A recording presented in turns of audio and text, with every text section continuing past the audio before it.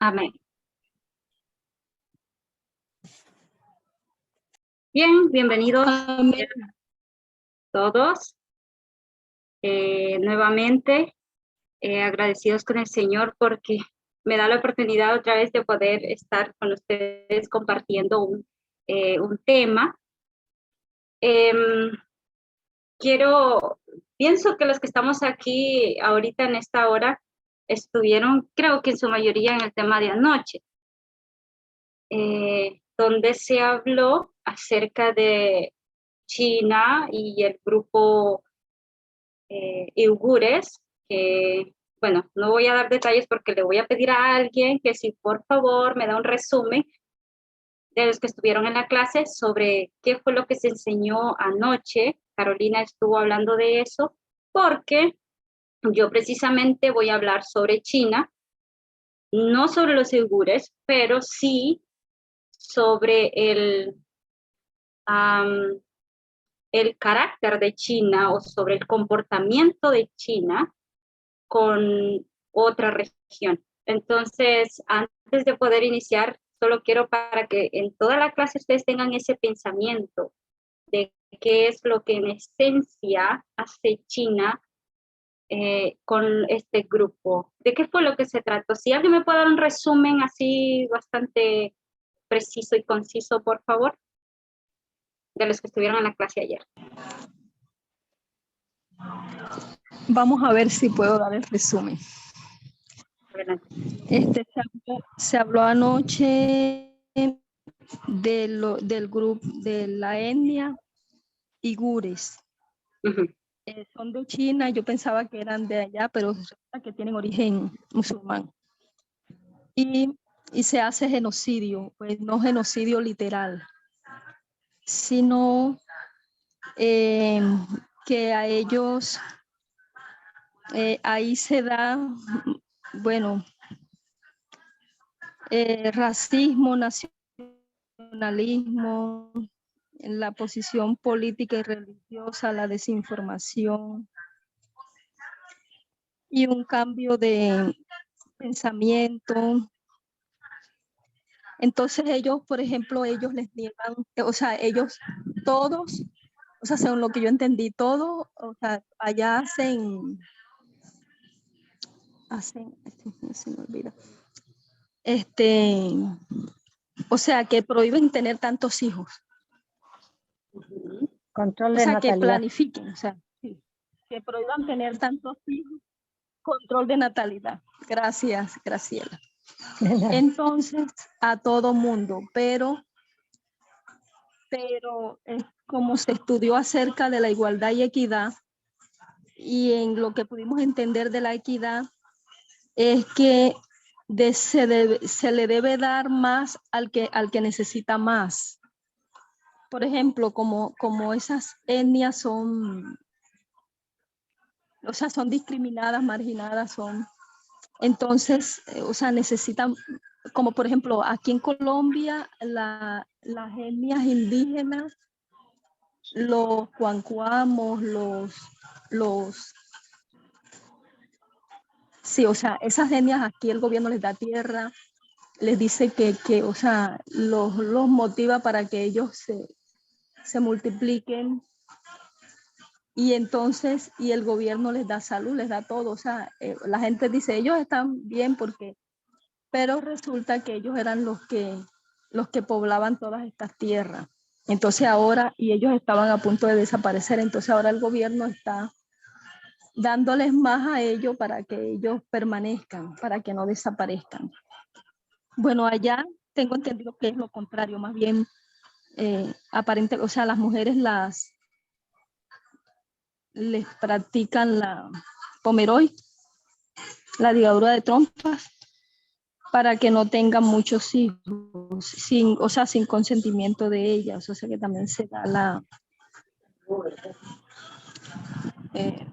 también, ¿Ya? o sea, se les violenta la conciencia. Pero, bueno. Ok. Creo que no sé, alguien tiene algo más que decir. Sí, gracias. Está bien lo que dijiste también al final, de que si quiere alguien más agregar al aporte que hiciste sobre lo que Bueno, Carolina enseñó anoche, entonces pueden hacer.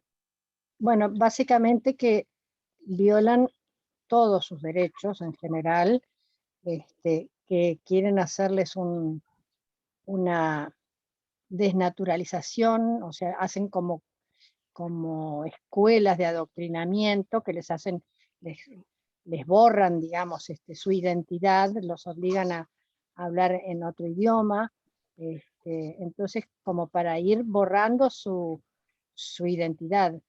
Y aparte de la cuestión de las esterilizaciones forzadas, también han sufrido violaciones reales, o sea, violaciones físicas, aparte de las violencias a los derechos. Ok, entonces básicamente es un control, ¿no? Creo que Carolina habló también de que todo esto tenía un nombre. Precisamente a mí se me cortó la señal, pero sí quería escuchar esa parte, de que todo esto le podíamos mencionar o sea, al reunir todo esto tenía una forma de mencionarse. De ver con genocidio. ¿Mm? Habló de genocidio, habló de autocracia. Ah. Ok, entonces lo que en sí destaca bastante el evento o esto de China, los uigures, esta minoría, es ese dominio, ¿no? Ese control de querer también es imponer esa ideología comunista, sí o sí, como quien dice a la brava, ¿no? Ya sea de voy a implementar cierto tipo de mecanismos, exactamente, voy a implementar estas formas para que tú hagas lo que yo quiero que tú hagas. En otras palabras, Carolina dice fascismo. Bien, entonces, quiero que esta idea de la clase de ayer la mantengamos durante esta clase. Voy a tocar el tema de Hong Kong y la revolución de los paraguas, que esto se inició en 2014, pero que como todos los temas que hemos estado estudiando desde 2014, no fue el principio y el fin, sino que desde entonces es como que llegó a ese punto de ebullición, ¿no? Por eso se le dice el punto de inflexión, donde la gente va a reaccionar o va a despertar y va a ver ese problema en todos los eventos que hemos estudiado, y desde entonces se va a ir desencadenando, vamos a ir viendo sucesivamente hasta hoy más palpable el problema que ha sucedido en las naciones. Por ejemplo, el caso que mencionaron ayer, el caso de Rusia, por ejemplo, con Ucrania, son cosas que nosotros cuando vemos en 2014 y vemos ahora van desencadenando más conflictos, entonces va siendo más claro para nosotros. Así que Hong Kong y este asunto de la revolución de los paraguas es el tema de tratar quién es Hong Kong.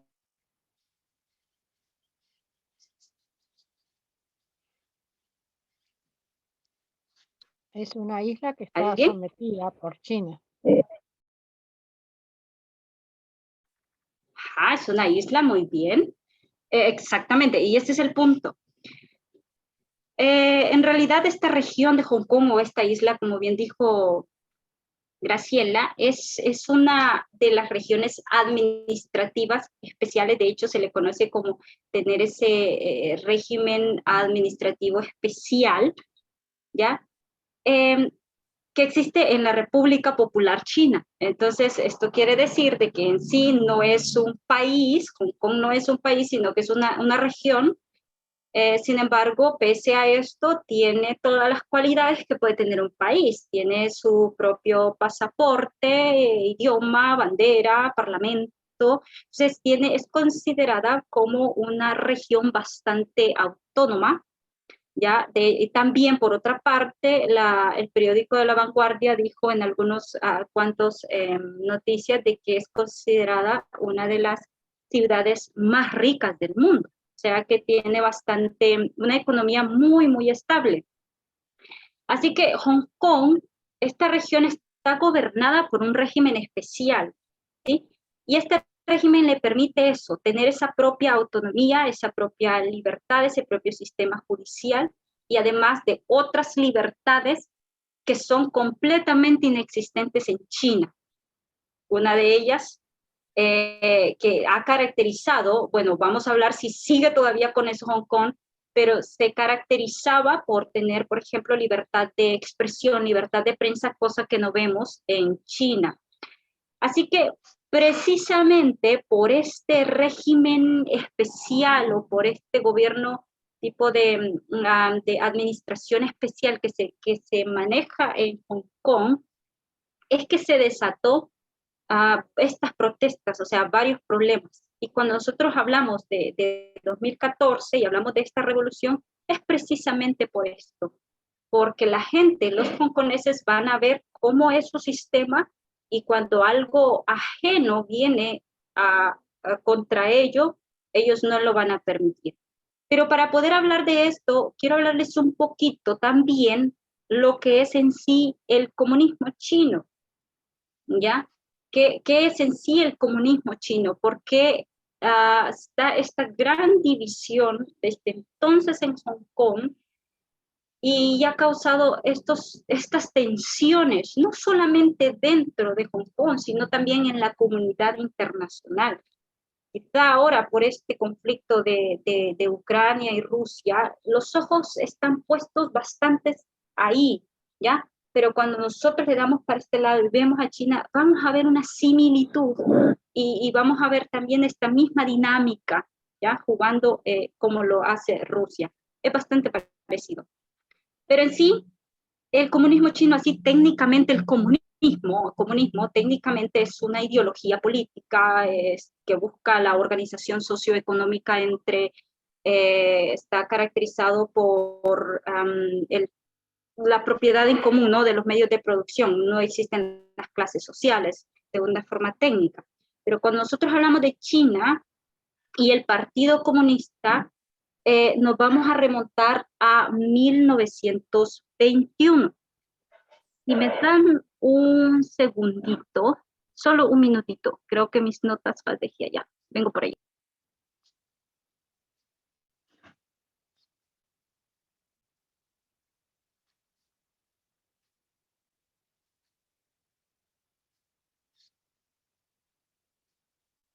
Aquí está. Ok, entonces vamos a empezar a hablar un poquito sobre el comunismo chino, de qué es que se trata en sí. Y para eso nos remontamos a 1921. En 1921, cuando se funda este partido, se le conoce ya como nace el Partido Comunista, y de ahí fue teniendo sus altos, sus bajos, pero así para hacerlo un poco más resumido, cuando llegamos a los 40, 1940, 49, entra Mao Zedong, que era ha sido un líder bastante conocido en la historia china sobre las cosas que hizo, para muchos que fue bastante opresivo. Creo que así se escribe. ¿Ya? Este hombre él proclamó la nueva República Popular China en 1949, bajo esa dirección del Partido Comunista, ¿ya? Entonces, pero bajo este partido, China se ha convertido en una superpotencia mundial. Cuando nosotros vemos a China y vemos la economía de China, decimos, wow, qué bien, pero no sabemos cómo es que ha llegado a esto, o qué procesos ha tenido que pasar, o qué es lo que la gente ha tenido que padecer para poder presentar una imagen ante el mundo de una economía muy buena. China en realidad ha tratado de mostrarnos, o de mostrar al mundo, que el partido de él, único, popular, su república, el Partido Comunista, ha hecho lo correcto desde la creación de 1921. Es una de las cosas que lo ha dicho en repetidas ocasiones el presidente Xi Jinping. Y realmente lo que se desató fue una guerra cultural. Este hombre, Mao Zedong, cuando hoy día nosotros vemos un control de China, por ejemplo, que en el artículo que yo les envié para que lo pudiesen leer, sobre las personas, sobre los medios de comunicación, no es algo nuevo, sino que es algo que viene desde este tiempo, desde el año 1960, desde los años 60. Este hombre no solamente trataba a las personas o a los chinos, ciudadanos, de introducir un amor patriótico acerca de las bases del comunismo, que es marxista, ¿no? Y sobre Lenin, sobre estos filósofos, para que las personas pudiesen abrazar es una forma de reeducar, de educar para que abracen de una forma fuerte el comunismo. Y esto fue una de las técnicas que algunos analistas cuentan, historiadores, que este hombre usó para la gente, para que ellos, este era el presidente en ese tiempo, en los 1960, para que ellos pudiesen obtener ese amor propio, patriótico por el comunismo. Y no solamente hizo esto, sino que también lo que hizo él fue formar un grupo de personas, se les llamaba guardias rojos, jóvenes, sobre todo jóvenes. Formó este grupo, este equipo de personas, guardias rojos, la guardia, los entrenó para poder atacar a todo aquel ciudadano chino o no ciudadano, o mejor, todo aquel que estaba en contra del comunismo.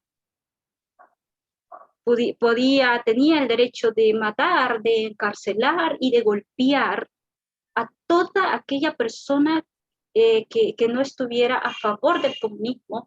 Era como hacerlo públicamente, o sea, los preparó para que de forma pública ellos pudiesen hacer eso. La Guardia Roja se le llamó, y eso pasó en la época de los 60. Por eso, cuando llegamos a 1989, en la plaza de Tiananmen, y vemos a estos jóvenes que se levantan protestando por una democracia, por una libertad de expresión en la plaza de Tiananmen, ellos son reprimidos, ¿sí? Son reprimidos. Y así que China, en otras palabras, para poder sobrevivir como un partido Estado, tiene que eliminar a cualquier amenaza que ponga en peligro su propia ideología del comunismo, ¿ya? Y bien es cierto, como les dije al principio, tiene una economía estable. Es más, es mencionada que en 2010, por algunos periódicos, superó la economía de Japón, imagínense. Pero el control sobre la gente es realmente terrible, ¿ya? Y se vio claramente en 2012, cuando el presidente, en 2012,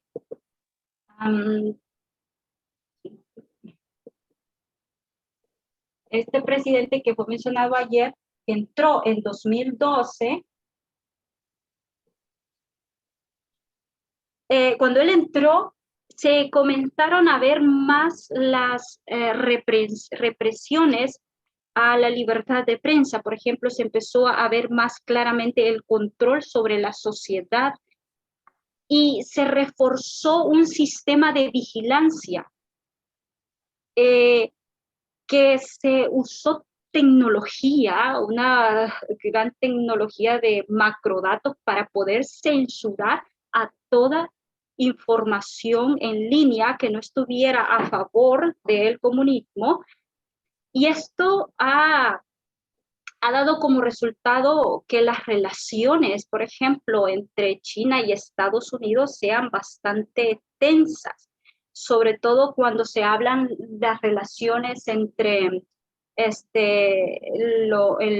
Xinjiang, el lugar que mencionó ayer Carolina, cuando Estados Unidos ve esto, o la comunidad internacional en sí, mira las relaciones que han tenido, o lo que ha tenido con Xinjiang, con esto de los uigures, cuando ven lo que sucede con Hong Kong, cuando ven a Taiwán, cuando ven incluso a Tibet, que es otra de las regiones, ¿ya? Y todo el control del ciberespacio. Entonces, todas estas cosas se han visto. El problema de esto es que la respuesta que da China a todo esto es: deja de entrometerte en los asuntos internos. Es una respuesta así un poco literal que les doy, no lo dice así, pero lo dice de esa forma como, ok, estos son cosas internas que están sucediendo, me pertenecen a mí, son de propia autonomía, y como soy una gran potencia, entonces prácticamente tengo mucho control, mucho poder, y no puede alguien decirme así o aceptar sanciones que me quieras poner, aunque la Unión Europea insiste, ¿no?, en que hayan sanciones. Entonces, para verlo así, de una forma, China es así. Ha venido desde antes de querer coartar la libertad de prensa, de poder retener a las personas para que ellas estas crean en lo que en realidad piensa que es lo correcto, ¿no?, en el comunismo y no en otra ideología. Y eso fue lo que vimos ayer, de que si no lo haces, entonces voy a tomar una serie de represiones, una serie de medidas que puede llevar al genocidio, y puede llevar en esta era de la información a una guerra. Todo esto es una guerra cultural realmente. Bien, ¿están ahí? Sí, ¿verdad? Ok. Sí, sí. Sí, por supuesto, acá estamos todos Sí, escuchándote con mucha atención.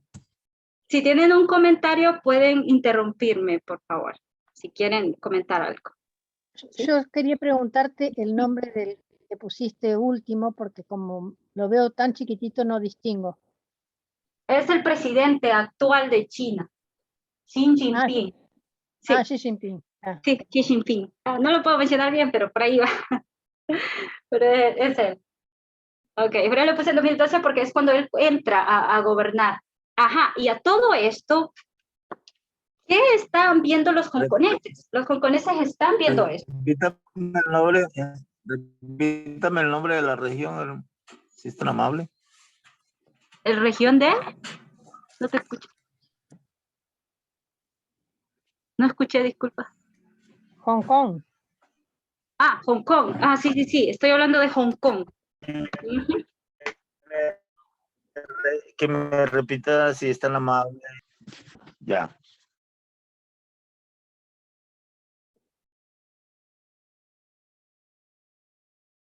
Ok. Eddie, hablaste sobre cómo China no quiere permitir que nada, como quiere eliminar todas las amenazas contra su economía comunista. Y tienen ideas separatistas, ellos quieren controlarlos para que internamente el país esté estable, porque como guerras civiles, instabilidades políticas dentro del país sería una amenaza para su economía. Entonces usan las excusas de terrorismo y de extremismo religioso para controlar la mente de la gente. Sí, exactamente. Es que miren, aquí lo principal es, ok, tengo una buena economía, yo tengo que defenderla. Hemos llegado. ¿Quién era China? Cuando vemos a China hoy y vemos el pasado, ¿cómo era China? Estamos hablando de campesinos, estamos hablando de gente pobre que vino hasta llegar acá. Entonces, si nos ha costado llegar acá, es porque empezó a haber ese florecimiento económico cuando desde 1921 comienza a haber eso. Entonces, obviamente lo que dijo Carolina, sos terrorista, sos extranjero, terrorista extranjero, si no estás de acuerdo con esto, es un ataque a nuestra economía, algo así. Sí. Entonces, al principio, cuando hablamos de Hong Kong, ¿por qué Hong Kong es tan importante y por qué tenemos que también analizar esta región? Voy a hablar acerca de la guerra del opio, para empezar, la guerra del opio. Esto sucedió en los años 1800, ¿ya? Los británicos comienzan a enviar opio ilegalmente a China, y este opio lo cultivaban en India. Entonces comienzan a enviar opio ilegalmente, y mientras esto hace que el imperio británico se lucre cada vez más, pues esto da mucho dinero, ¿no? Entonces las amenazas de una crisis para China eran totalmente evidentes, al mismo tiempo que también la epidemia de la adicción del opio en China se estaba acrecentando, o sea, eso iba a dañar a China. Obviamente, al ver estos problemas en los años 1830, 39, al ver este asunto así, China dijo, tengo que hacer algo para detener este narcotráfico del opio. Y esto lo que hizo fue que causó una gran escalada de conflicto comercial entre China y el Reino Unido, o sea, los británicos, a lo largo de todo ese periodo. Entonces, esto devino a que esto haya sido, fue como una declaración de guerra, ¿no? Formal. En 1840, como respuesta de los británicos a China, de que, aparte de que está amenazando mi economía, la gente se está volviendo viciosa, ¿y quién se está lucrando de esto? Solamente los británicos. Entonces, como respuesta a todo esto, lo que va a hacer los británicos es que van a declarar la guerra enviando tropas, y esto acabó en un gran conflicto, y China fue derrotado, y allí fue donde entró un tratado. China fue derrotado y hubo un tratado, esto es muy conocido, el tratado de Nankín.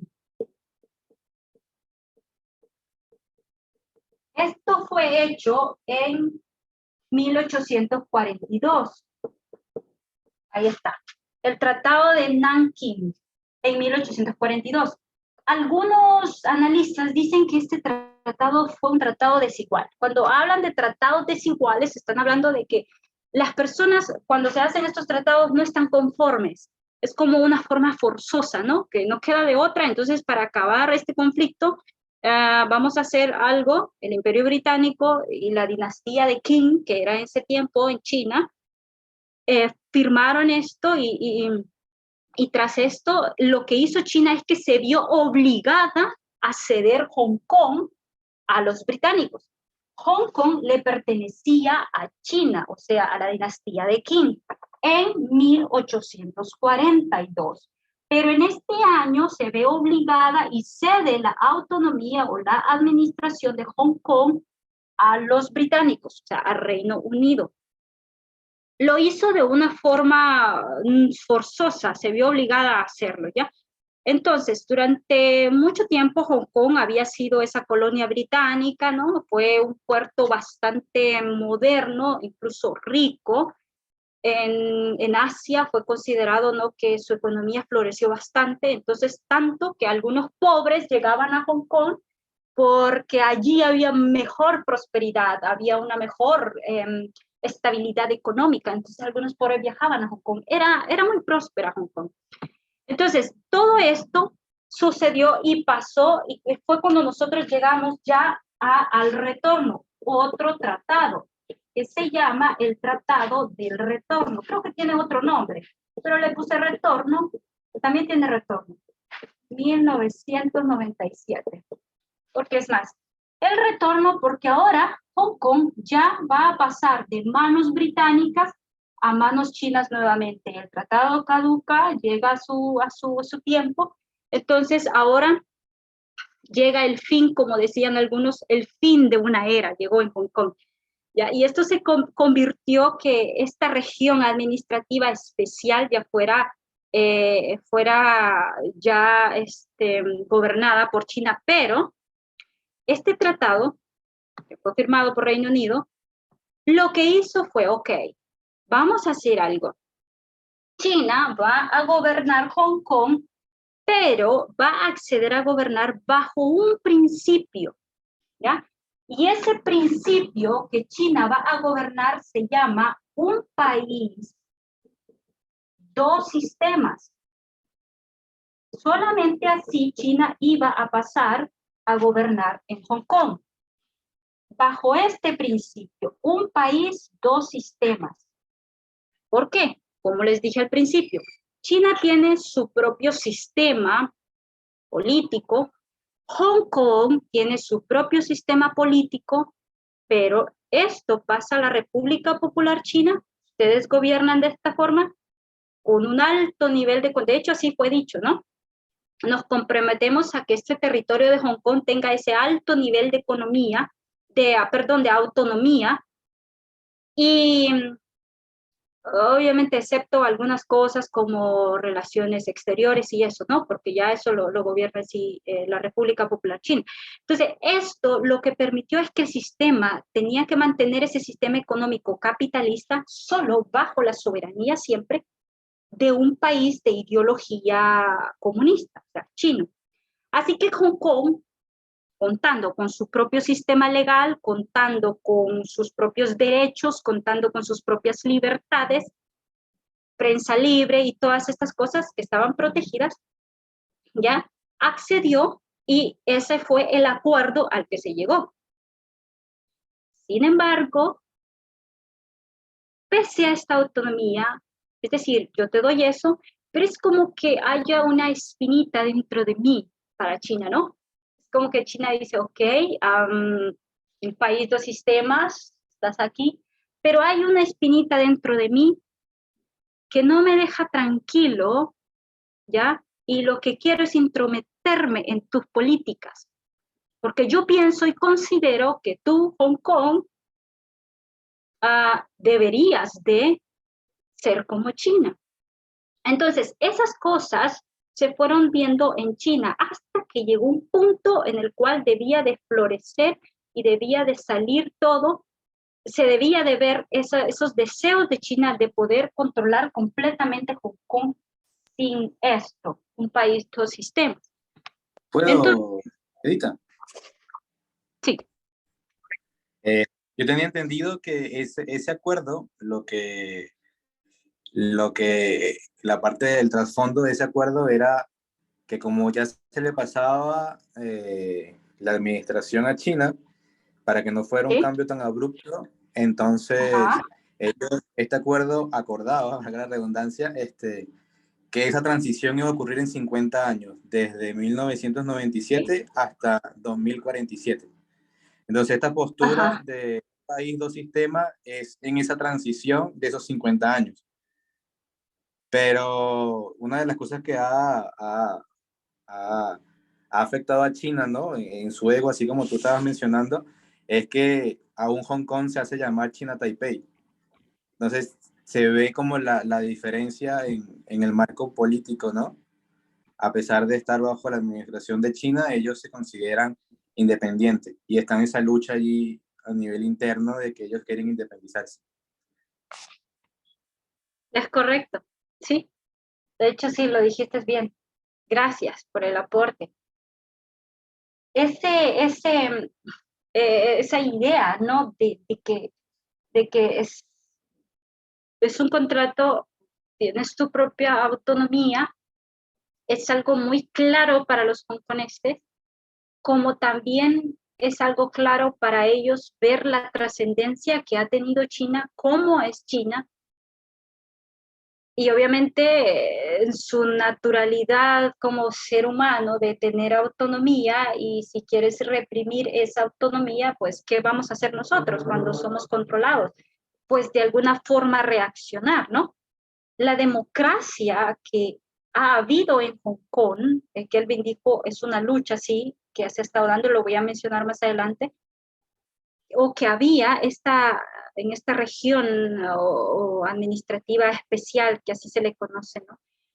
en su mini constitución consagraba una ley básica, y en esa ley básica, como objetivo final, se tiene de que el líder territorial o el presidente debe de ser electo por un sufragio universal, ¿sí?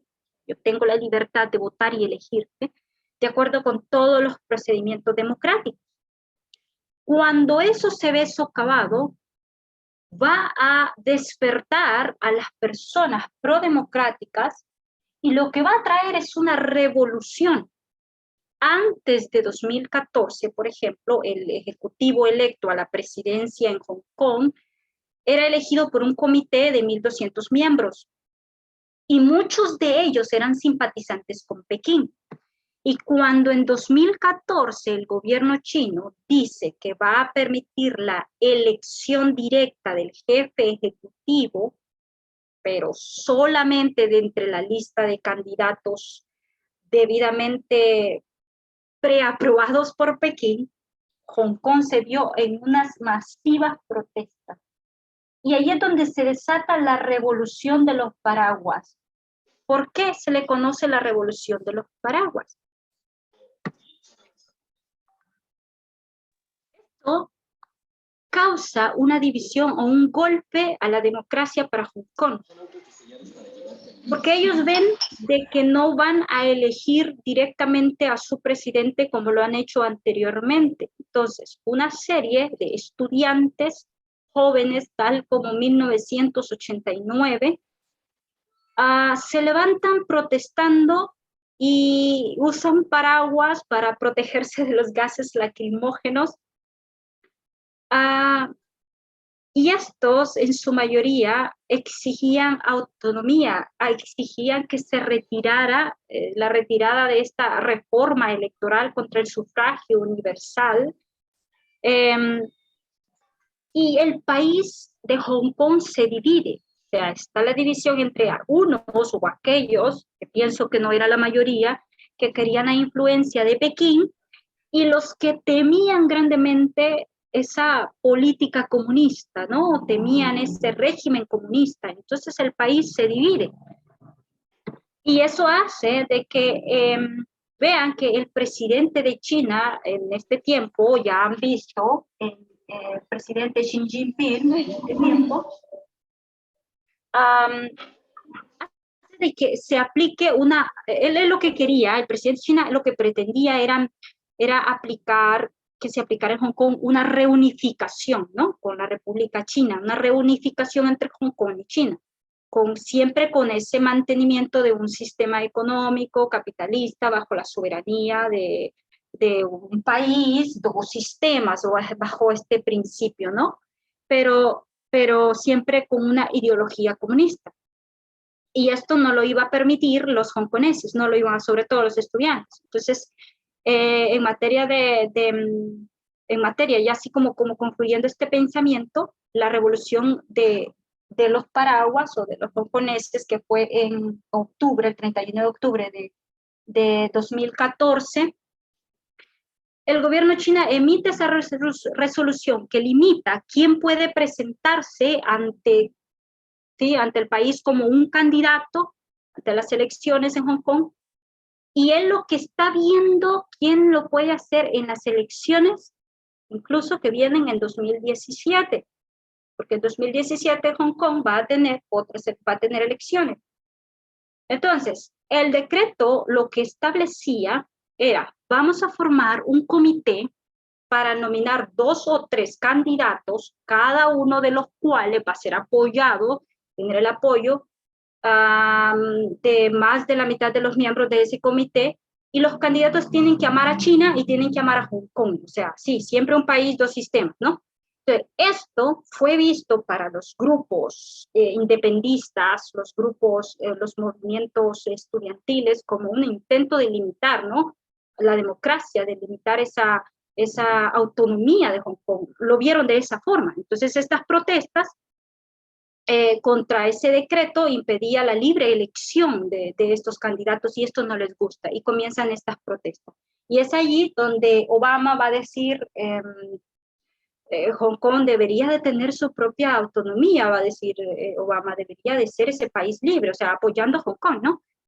Y es ahí donde China va a responder a la comunidad internacional que deben de respetar su soberanía. Él es soberano, Hong Kong es de él, entonces que debe de respetar todos esos asuntos internos, como dijo Carol, ¿no?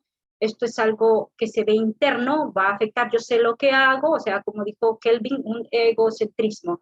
Entonces, en 2014 fue el punto donde los problemas empezaron a incrementar. Allí no acabó todo, ¿sí? Es más, todos esos activistas que protestaron y encabezaron esta revolución de los paraguas fueron detenidos.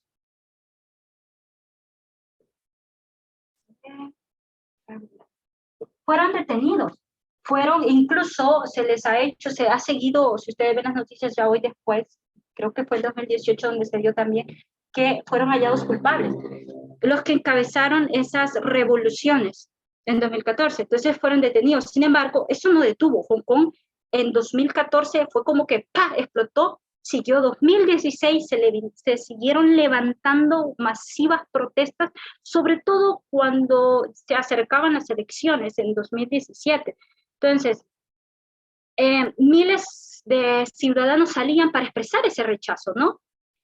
Hubo una ocasión en la que hubieron 2 diputados de Hong Kong que se atrevieron a decir Hong Kong no es China y fueron censurados. Y eso hizo que también se levantaran más protestas a favor de lo que habían dicho estos 2 diputados. Entonces, lo que hace China es intentar controlar por la fuerza, ya, a toda fuerza independista, a toda fuerza, argumentando esto es un peligro para la soberanía nacional, es un peligro para la propia seguridad. Entonces, ese es el argumento que yo pienso que no solo China tiene cuando se trata de reprimir, cuando se trata de defender sus propias ideologías. Así que cuando nosotros llegamos a 2017, vienen las elecciones, viene otra vez en Hong Kong, muchos hongkoneses están temiendo esa influencia de Pekín y van a elegir a un candidato, que en este caso es una mujer, Carrie Lam, ¿ya? Y ella es electa en 2017, Carrie Lam. Entonces, en 2017, Carrie Lam es una mujer, es una candidata que, por supuesto, si más esperaba decir, es favorita de Pekín, favorita de China. Era una dirigente considerada muy capaz, muy inteligente por Pekín, pero era muy despreciada por todos los movimientos prodemocráticos en Hong Kong, porque esto era lo que estaban temiendo desde 2014. Así que cuando nosotros llegamos a 2017, dice Lam en uno de sus discursos, reconozco, dice ella, que Hong Kong, esta región ha sido ha sufrido una profunda división y mi prioridad es acabar con este quiebre, ¿no? Con esto, y también a la misma vez aseguró que iba a fortalecer las relaciones con China, y en otras oportunidades también ella mencionó que no habría espacio para los grupos independistas, ¿no? Y esto lo que hacía era que daba lugar más protestas, más protestas. Por eso Hong Kong se vio en muchas, se mira, en muchas protestas. Así que en ese año, en junio, llega este hombre, Xi Jinping, a Hong Kong, va a llegar y va a ir a visitar a Hong Kong y va a celebrar el aniversario de la independencia, o mejor dicho, de pasar, ¿no?, de manos de Hong Kong, de pasar de manos británicas a manos chinas. Así que este hombre va a llegar a conmemorar ese 20 aniversario de esta colonia ex británica, y esto obviamente acrecienta más las tensiones, más las protestas, hay un destacado líder aquí en Hong Kong, es un jovencito, él se llama Joshua Wong. Él encabezó, de hecho era uno de los líderes que encabezó esta revolución de los paraguas, y fue un poco gracioso leer cómo es que él, y ver las fotografías, cómo es que él se para en un monumento que está en Hong Kong, que es símbolo de democracia, y promueve e invita e incita a las personas, cuando está precisamente este evento de que Xi llega, a las masas a poder, a los jóvenes sobre todo, a poder protestar. Y realmente esto hacía ver de que había muchas tensiones. 2017. Cuando nosotros llegamos ya a 2019, y aquí se pone bien fea la situación, China va a buscar una solución. Estoy cansado de tantas protestas, tengo que pensar en una solución para ponerle fin a todo este conflicto. Así que lo que va a hacer China es que va a promover un proyecto de ley. Yo no sé si se alcanza a ver acá. Vamos a ver. Proyecto. ¿Pueden verlo? Sí, ¿verdad? Proyecto de ley en China. Así que lo que va a hacer China es que va a promover esto en 2019 y buscará una solución, siempre pensando en un país, dos sistemas, en la libertad de Hong Kong y todo esto. Y obviamente cuando él va a lanzar este proyecto, los hongkoneses nuevamente están en contra, nuevamente se levantan más protestas debido a esto, porque esta norma, este proyecto de ley de seguridad, que así se llama, proyecto de ley de seguridad, lo que va a hacer es que va a incluir nuevos delitos, duras penas, represiones, cadena perpetua, incluso dicen algunos analistas en las noticias, cadenas perpetuas, y todo esto autorizaba a la seguridad de Pekín operar legalmente en Hong Kong con impunidad para poder detener, porque siempre en ese pensamiento en contra de los grupos independistas, en contra de la libertad de prensa. China lo ha tenido lo tenía desde acá. Aquí empezó con la Guardia Roja, ¿ya? Entonces aquí va a seguir lo mismo Xi Jinping, el ejemplo de Mao Zedong, y va a decir, ok, la única forma de poder hacerlo, vamos a hacer la cosa de una forma diferente, entonces, poniendo duras penas. Entonces esta ley presentada, dice Wikipedia, como una ley para salvaguardar hoy también la seguridad nacional en Hong Kong, en realidad estaba diseñado para poder evitar todo tipo de interferencia en los asuntos territoriales de Hong Kong, ¿sí? La constitucionalidad de esta ley todavía sigue en discusión. Realmente, si ustedes pueden verlo, pueden ver una inconstitucionalidad, aunque algunos pueden decir que sí, como Pekín, que es constitucional. Entonces, la ley básica de Hong Kong decía de que solamente los hongkoneses, como una autonomía, como una región, iba a promulgar leyes por sí sola, o sea, para prohibir cualquier acto de sedición, cualquier acto de traición a su gobierno. Solamente Hong Kong puede hacerlo. De hecho, lo dice uno de los decretos, no estoy segura si es el 23, pero es uno de los decretos de la mini constitución de Hong Kong, de que un tipo de estas leyes solamente Hong Kong puede aplicarlo para sí misma, no China. Pese a esto, China lo hizo, ¿sí? Y la violación a esta ley iba a traer muchas consecuencias. Fue promulgada en 2019, pero fue aprobada en 2020, el año pasado. Y las consecuencias para los hongkoneses fueron bastante duras. Uno de los ejemplos que tenemos es el último artículo que envié de Jimmy Lai. Creo que no lo puedo copiar aquí, ya no tengo espacio, pero Jimmy Lai, que habla de Jimmy Lai, que es uno de los magnates o empresarios que es dueño de medios de comunicación de Next Digital y de un periódico Apple Daily. Estos eran es una empresa muy grande y el periódico también tenía mucha influencia, tenía décadas tras décadas de poder estar hablando, incluso criticando la opresión china o cómo es que el gobierno chino funcionaba. Y esta empresa va a tener que asumir las consecuencias por haber violado esta ley, según Pekín, según el gobierno de China, porque socavaba esta ley, así que la empresa va a tener que cerrar, deja muchos desempleados, no se les pagan las liquidaciones, como decía, creo que allí fue en ese artículo, y también el hombre, Jimmy Lai, va a tener que ir preso, va a tener que cerrar forzosamente, porque no va a tener que estar en contra, no puede estar en contra de Pekín. Entonces, yo quiero que recordemos esto. ¿A qué les recuerda esto? ¿Qué otro ejemplo existe igual a este? Sé que lo hemos leído recién. ¿Quién más ha hecho esto y lo hizo así brutalmente? Venezuela. Ajá, también. Rusia. Exacto.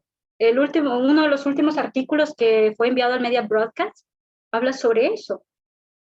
Cómo Rusia, y se ve el video así, lo pueden encontrar en YouTube, en BBC Mundo, creo que no es BBC Mundo, pienso que es otro, pero no era BBC Mundo, donde se ve que tiene que cerrar este periódico, estos periodistas tienen que cerrar, que así fueron influyentes, creo que si alguien me recuerda el nombre, Aquí Ahora, Rain, no recuerdo bien el nombre de esta empresa de comunicaciones, y tienen que cerrar e irse porque no puedes hablar en contra de Rusia, aparte de Facebook, aparte de Twitter, que ya no está, va a quedar descomunicada internacionalmente, y si tú estás ahí, estás diciendo que en Rusia es malvada, de que Rusia está atacando, vas a tener serios problemas.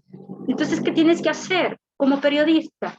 Irte para Europa, irte para otros lugares, alzar tu voz allá, si te lo permite, si no, pues irte para otra región donde puedas sobrevivir. Entonces, este tipo de asuntos, no solamente cuando los vemos, no solamente es visto en Rusia, en Venezuela, no ha sido visto, sino que es visto en China incluso. Es bastante triste cuando nosotros desconocemos el grado de inhumanidad que esto trae. Ajá, TV Rain, es cierto, así se llama. Gracias, Yesenia.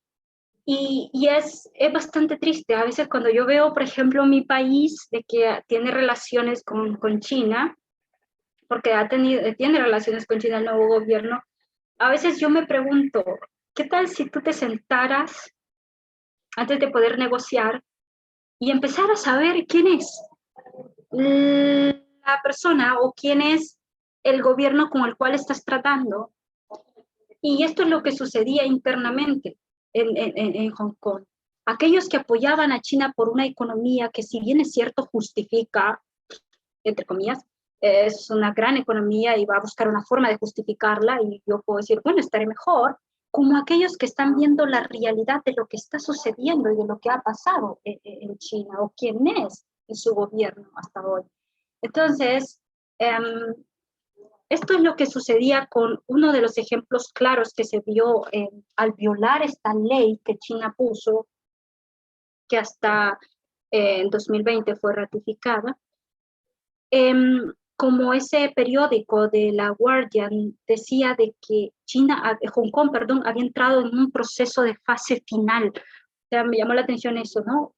Como un fin a la democracia, como es decir, decía allí que alrededor de unos 20 trabajadores de los medios defensores habían sido arrestados por la implementación de esta nueva ley de seguridad. Entonces, habían sido arrestados por haberla violado. Entonces, este hombre, Jimmy Lai, que es uno de los ejemplos que puse, este activista, dijo en esa entrevista que le hicieron que él temía que esta represión se convirtiera a la amada Hong Kong en una jaula como Xinjiang, en una jaula como los campos de concentración, que es conocido por todos como una violación directa y muchas veces indirecta, pero más que todo directa a los derechos humanos, donde China está acusada de encarcelar a estas personas,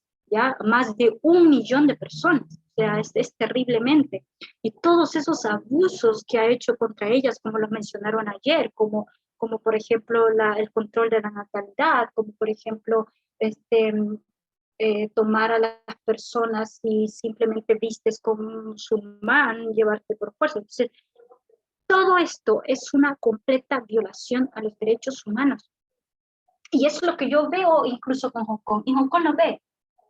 Y lo que va a ser, y no solamente lo vemos aquí, quizá ahorita no lo vemos tan fuerte, pero es algo que también seguramente lo estaremos viendo en Taiwán, porque es una de las cosas que China tiene así de cerquita, ¿ya? Entonces, en todo este evento que nosotros vemos, ¿qué es lo que se destaca aquí? ¿Qué es lo que ven? ¿Qué ven ustedes? Así de una forma, cuando ya traemos esto, conectémoslo con nuestro mensaje. ¿De qué forma lo conectaremos? ¿Qué piensan? ¿Cómo lo conectamos? ¿Qué es lo que vemos? ¿Cómo se conecta esto? Porque yo no puedo decir, ok, voy a narrarles esto, les voy a contar esto, o Carolina pudo haber dicho ayer, yo les voy a contar la historia, los segures y listo. Pero ¿cómo esto lo conectamos con nuestro mensaje, con lo que nosotros creemos? Me gustaría escucharlo. Yo, algo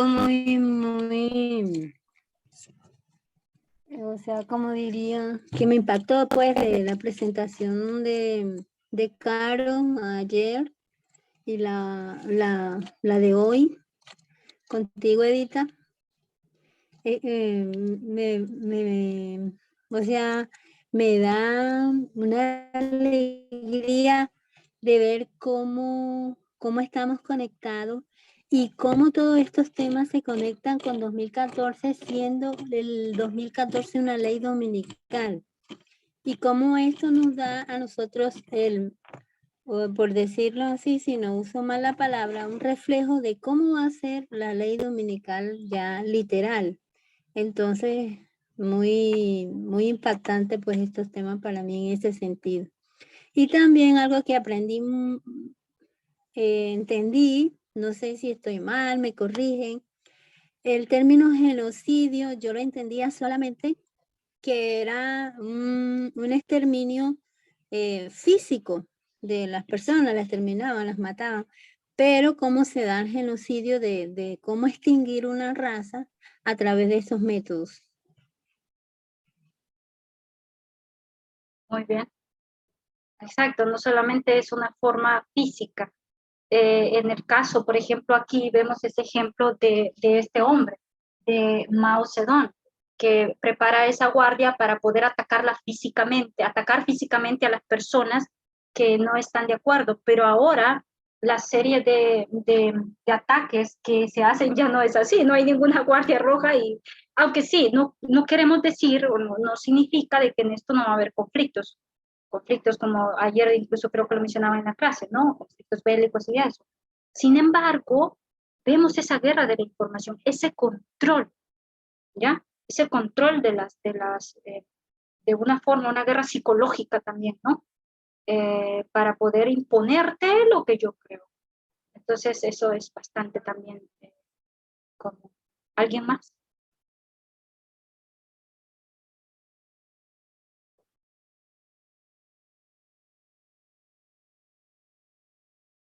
Hay algo que quiero mencionar por último aquí para poder concluir.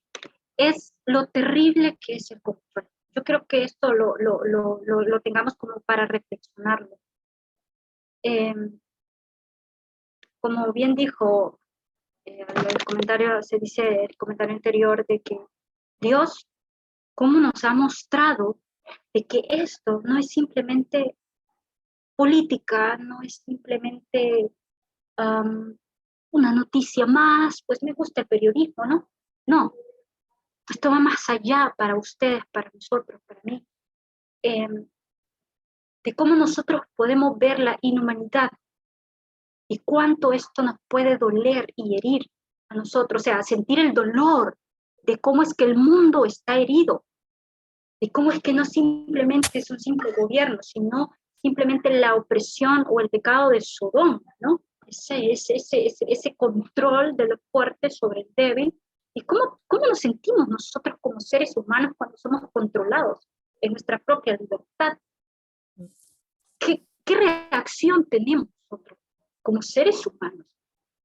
Aparte de eso, ¿cómo podemos ver con unos ojos más humanos e importarnos lo que las personas en sí viven, independientemente crean lo que yo creo o no, e importarme lo que ellos pasan?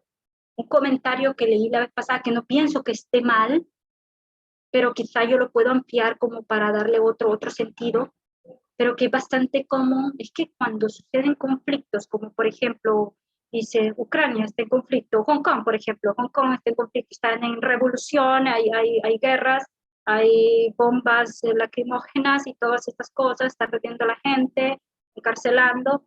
Entonces, si vemos esto, lo que podríamos decir nosotros como creyentes, oremos por todos los adventistas que están allí. ¿Por qué no orar por los que no son adventistas? ¿Por qué no orar por la humanidad en sí? Un ejemplo, solamente es como para reflexionar, ¿no? Es un comentario que yo lo he visto seguidamente, oremos por los míos, por los que creen solamente en lo que yo creo, pero los otros no, los otros ¿qué importa? Pareciera que esto fuese como esa dominación, ¿no? Ese control de, si no crees lo que yo creo, no eres importante. Es un pensamiento de de estos dictadores o de estos países cuando no puedes estar de acuerdo con mi propia ideología, entonces no eres importante o tienes que estarlo. Y para estarlo, pues yo tengo que hacerlo por fuerza, tomar medidas para que tú creas lo que yo creo. ¿Cómo ustedes ven esto en nuestro mensaje cuando nosotros vamos a otra persona? Qué peligroso es la imposición de nuestro pensamiento hacia otro. ¿Qué piensas? ¿Puedo comentar algo? Uh-huh. Complementando lo que tú decís, digo, qué lamentable que es que estamos viendo, mi país, Uruguay, va a hacer convenios con China, me parece bien porque da trabajo a la gente, un montón de cosas y la gente de allá tiene que comer también. No estaría mal visto en ese sentido, pero ¿qué pasa? Mañana pasado Estados Unidos se pelea con China y dice, no hay que mandarle más comida a China. Ah, en ese momento son los malos, los chinos. ¿Cómo estamos actuando a los que nos manda otro, que recién lo llegamos a ver o lo comprendemos en el momento que alguien nos impone también? Porque Estados Unidos ahora o la comunidad dice, bueno, no les vendan a este porque es malo, pero siempre fueron malos. Depende de quién los mire.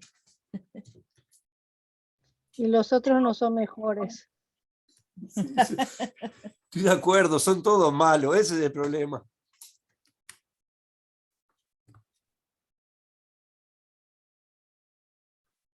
Exacto.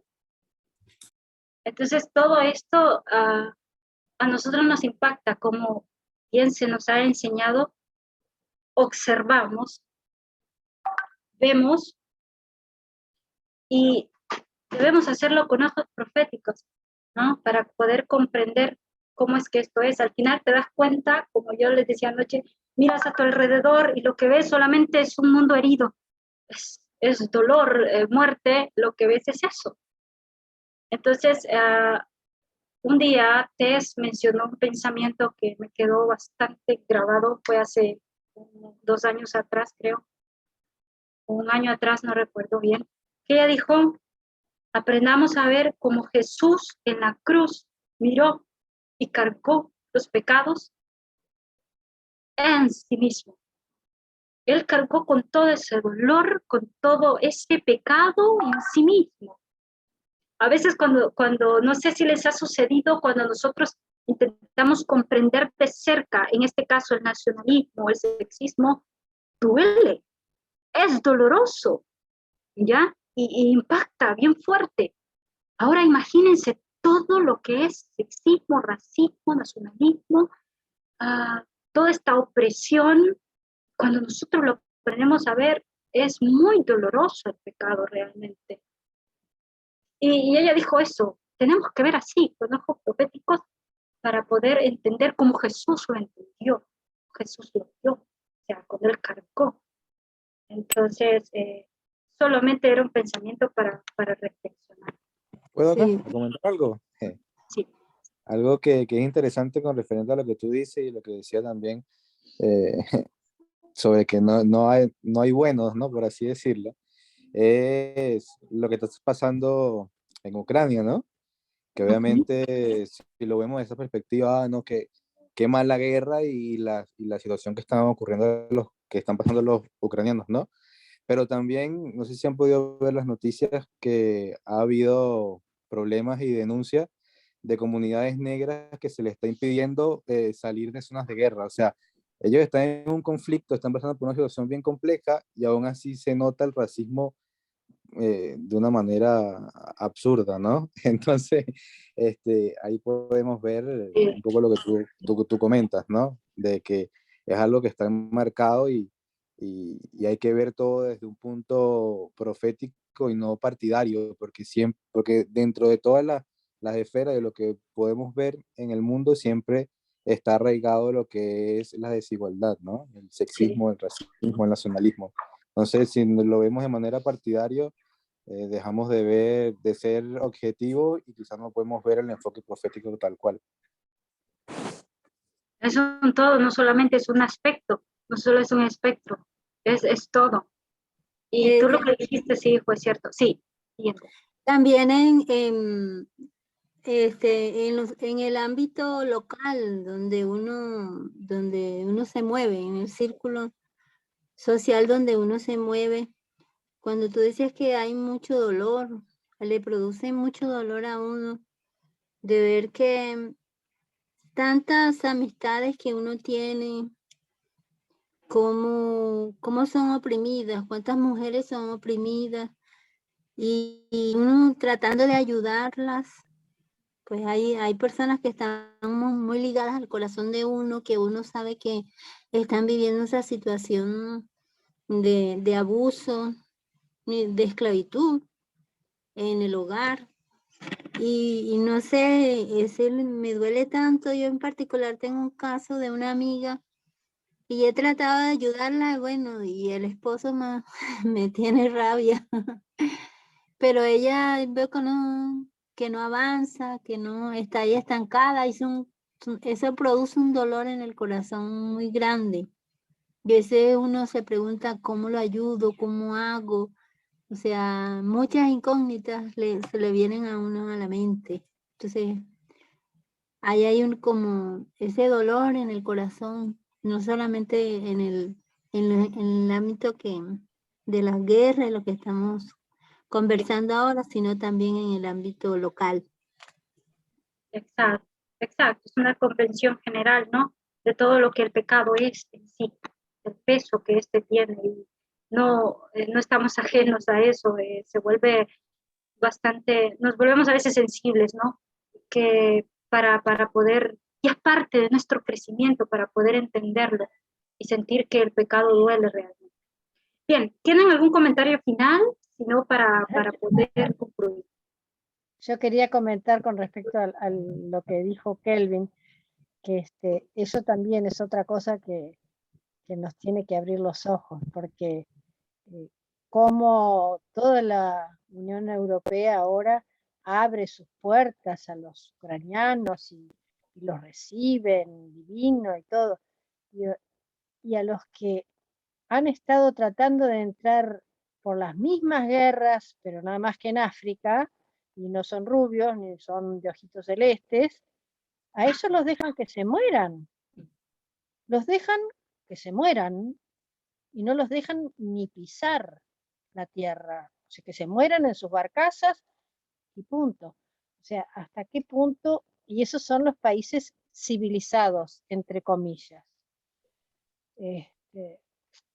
¿Hasta qué punto el pecado ha dañado todo? Porque esos son nuestros parámetros, esos son los civilizados, esos son los países poderosos.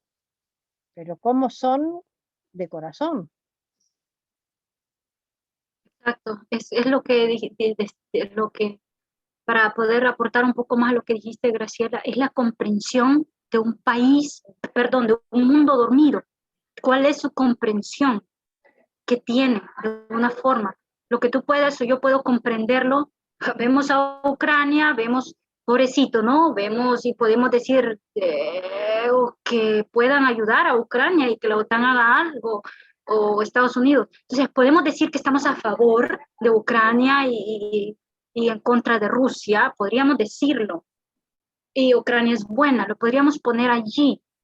Pero veamos más allá de eso y veamos el racismo que tú dijiste. Fueron unas noticias que yo leí también, y yo creo que ustedes también, de eso que mencionó Kelvin, de la discriminación a la raza. O sea, tú sí puedes pasar, pero tú sí te quedas. O sea, tú, porque tenían que pasar, ¿no? Para como refugiados. Pero si eres negro, entonces no. Cosas como esas que tal vez no pueden ser malas para ellos, tú y yo las podemos ver como racismo, podemos comprenderlo mejor, ¿sí? Entonces, es ahí donde cabe todo eso. Para finalizar este asunto y este pensamiento, solo quiero comentarles una experiencia que tuve con un familiar acerca de una broma sexista. Antes, pues, yo pienso que todos nos reíamos, ¿no? Y no pensábamos que era malo o algo porque era broma y porque, pese a que sea sexismo, pues ni siquiera sabíamos que era sexista. Entonces, a mí me hizo reflexionar eso, porque hubo un comentario con algunos familiares sobre eso y yo veía cómo se reían. Y era una broma sexista hacia mi persona. Entonces, yo les dije, reflexionando en mí, ¿no? Es una broma y yo acepto que sea una broma para ustedes, está bien que se rían, sean felices, pero es sexista. Entonces, las personas pueden decir, ok, ¿y eso qué? Pero tú puedes ver la maldad que hay en simplemente una broma sexista. ¿Te das cuenta? O sea, no solamente es verlo de una forma general, sino es verlo en una forma detallista, y esto incluye para todas las demás situaciones que serán incluidas en una situación como esta, como la de ayer, la de Rusia, de Afganistán incluso. Cuando nosotros comprendemos los detalles de cada situación, te das cuenta de esto, del nacionalismo, te das cuenta del racismo, te das cuenta del sexismo, te das cuenta que todo esto es una desigualdad. Y cuando tú ya ves el mensaje y ves la igualdad, ya que es lo que nosotros estamos enseñando y tratando de ser iguales, la igualdad de género y todo esto, entonces ya tú puedes ver claramente, y esto es lo que el Señor, vemos cómo Dios ha sido maravilloso, misericordioso, de poder hacernos entender paso a paso esto.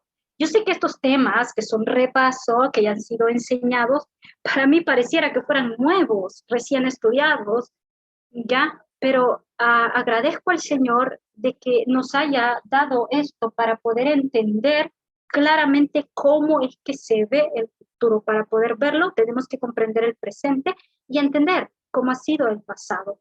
Y así ver dónde es que nosotros en realidad estamos. Y que estas cosas que parecen políticas sin importancia, tienen un grado de importancia, se conectan con nuestro mensaje. Bien, concluyo con esto. Si me acompañan con una oración, por favor, para poder dar por culminada esta reunión. ¿Les parece?